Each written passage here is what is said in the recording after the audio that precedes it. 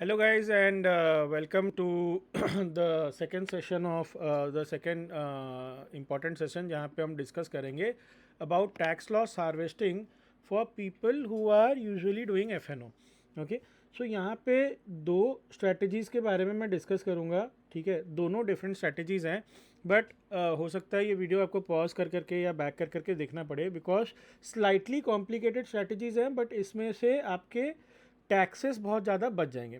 Okay, सो पहला exemption हम लेके चलते हैं कि you are a regular F N O trader, and let's say because of future and options you have a income of let's say 5 lakh today.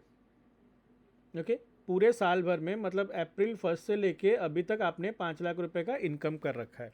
Right, doesn't matter how much taxes you have paid और how much charges were there, but at least आपका income 5 lakh हो चुका है. Okay, सो अब इस 5 लाख के ऊपर कुछ टैक्स बनता होगा. राइट, बट इसको कम करने के कौन कौन से तरीके हैं वो आज हम डिस्कस करेंगे. Right, so if you can see I have multiple open positions जहाँ पे मुझे काफ़ी सारे लॉसेस हैं.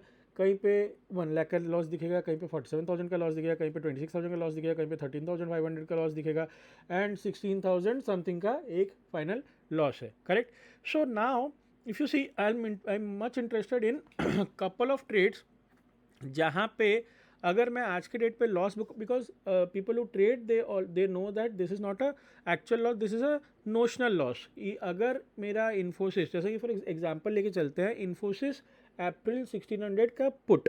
राइट, सो अगर यहाँ पे आप देखोगे ये मैं एक्चुअल लॉसेस मुझे तब होगा जब अप्रैल के एक्सपायरी के दिन, that means either I am not sure कब एक्सपायरी है, may be 31st of April और last Thursday of that month, जो भी है, मान के चलते हैं कि 30th ऑफ अप्रैल. तो 30th ऑफ अप्रैल को जब एक्सपायर होगा, if the price is less than 1600 minus let's assume this is 30 rupees, that means अगर 1570 के नीचे रहा इन्फोसिस का प्राइस, तब जाके मुझे कुछ लॉसेस होगा. बट वो भी लॉसेस इसलिए नहीं होगा because I am ready to take a delivery of these shares. Okay, this is the first thing. But यहाँ पे एक अच्छी चीज़ क्या है, अगर आपको याद होगा, बार बार जैसे मैं बोलता रहता हूँ कि the formula for premium is equal to time value plus intrinsic value.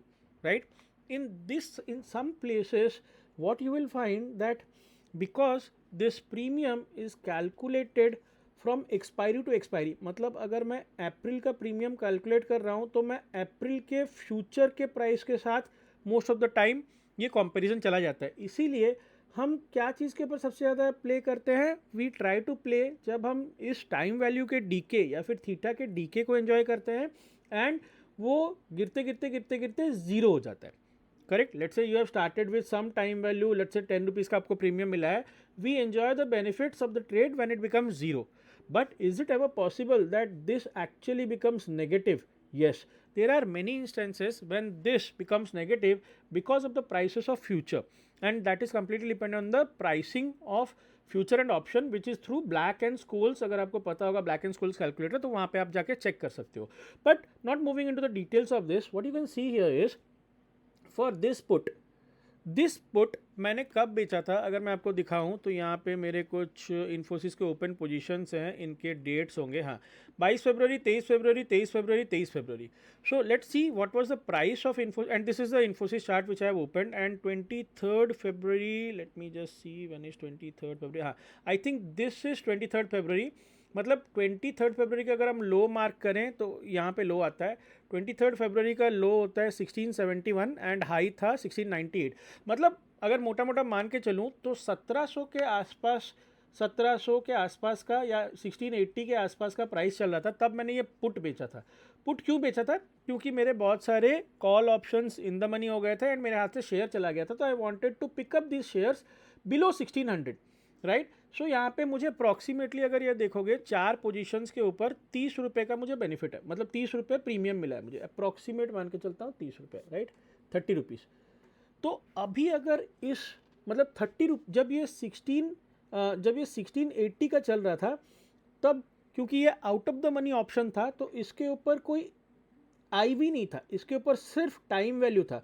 So premium of this particular put option, which was 1600 put option, was only 30 rupees. Okay, which is completely the time value. Right, तब ये time value धीरे धीरे हमें क्या पता है, time value अप्रैल के and में, मतलब ये जो हमारा जिस भी महीने का एक्सपायरी है उसके एंड में जाके एक्सपायर करता, this should have become zero. But look at the beauty, what has happened right now. अगर इन्फोसिस का आप करंट प्राइस देखोगे तो it is somewhere around 1508, correct. And at this point of time मेरा एक्चुअल में ये पुट का वैल्यू कितना होना चाहिए था. The answer is it should have been more than, it should have been 1608 1600 minus 1508, which is approximately how much? It is approximately 92 rupees, correct. 92 rupees के आसपास का होना चाहिए था, करेक्ट. इंट्रिंसिक वैल्यू की बात कर रहा हूँ मैं सिर्फ इंट्रिंसिक वैल्यू की बात कर रहा हूँ, प्लस इस पे जो भी प्रीमियम होगा, करेक्ट. सो अभी अगर आप देखोगे इसका प्राइस समवेयर अराउंड 94 रुपीज़ पे चल रहा है, मतलब इस पे टाइम वैल्यू ओनली 2 रुपीज़ 30 पैसे का बच गया है.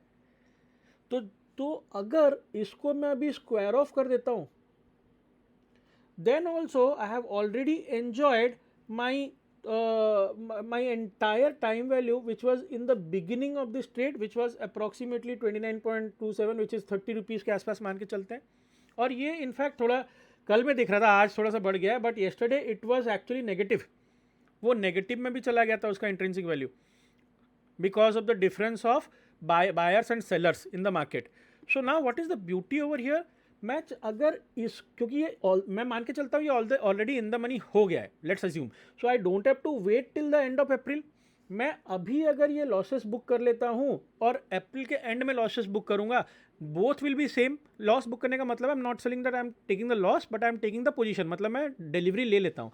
तो मैं आज डिलीवरी लूँ या अप्रैल के एंड में डिलीवरी लूँ, I will still be bearing some loss in the initial days. So why not to take the delivery right now by squaring of this position, because इसका time value already almost zero हो चुका है, correct. So उससे होगा क्या कि this will actually cancel out the profits which I have made through future and options. let's say 5 lakh रुपए का प्रॉफिट हुआ है फ्यूचर एंड ऑप्शन में, तो ये वहाँ से माइनस हो जाएगा, मतलब आई विल गेट, अब मेरे को टैक्स सिर्फ 4 लाख रुपए के ऊपर देना पड़ेगा. That is one of the beauties, okay. मैं चाहूँ तो ऐसे डायरेक्टली कर सकता हूँ, या मैं चाहूँ तो और एक दूसरी चीज़ भी कर सकता हूँ. Now this is notional loss, as we know this is notional loss. So if you see the other month, the next month's premium, it is आज ये 100 दिखा रहा है, एक्चुअली ये 103 या 104 के आसपास है, correct. So now if you see there is still some time value left. Let's say the price is okay, forget it, 103 भूल जाते हैं. लेट्स अज्यूम दैट हमारे पास अभी 100 का ही चल रहा है, तो let's say the price is 100. So if you see अभी अगर 1508 का प्राइस है एंड इसका प्रीमियम एंड 1600 के पी का प्रीमियम 100 रुपीज़ है, इसका मतलब यहाँ पे अभी भी टाइम वैल्यू कितना बचा हुआ है, time value is approximately 8 rupees which is pending, correct.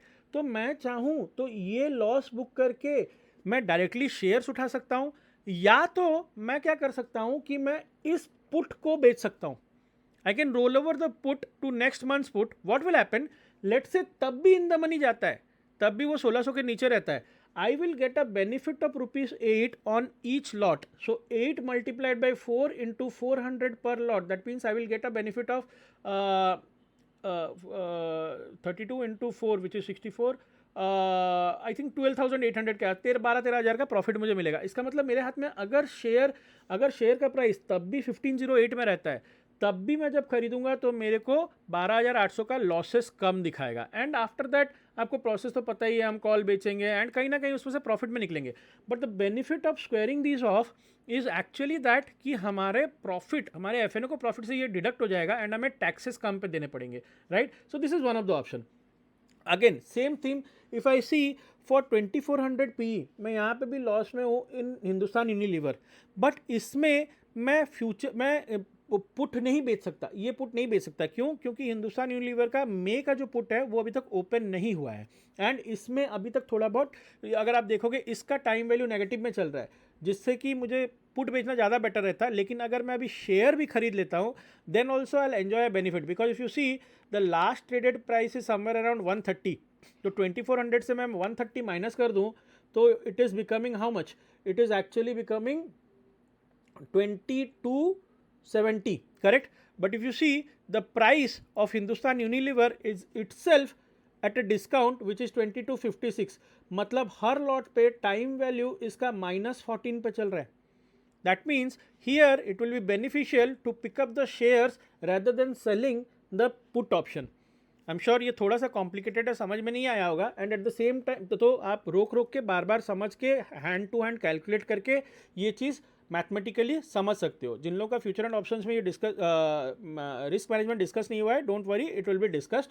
And ऐसे सारे सिनेरियोस उस वक्त हम अच्छे से डिस्कस करेंगे.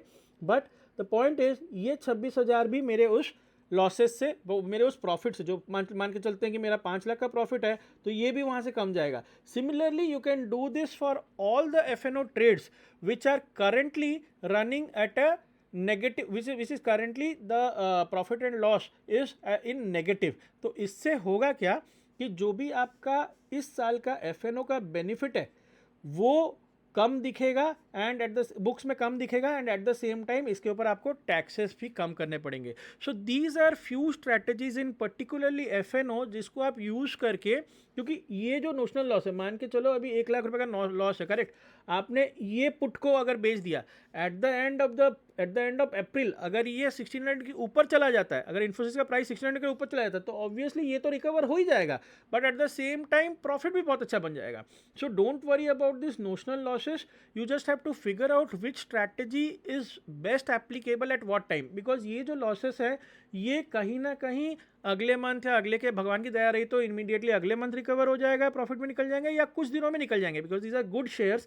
एंड इसका कंप्लीट साइकिल अगर आपको याद होगा जो पढ़ाया गया है, how P works, how C works, what we can do when the share is falling, there are so many strategies, correct, but this is one of the strategies which you need to apply before the end of the March. That is why I decided to make this video, so that you can enjoy the benefits of something called as tax loss harvesting.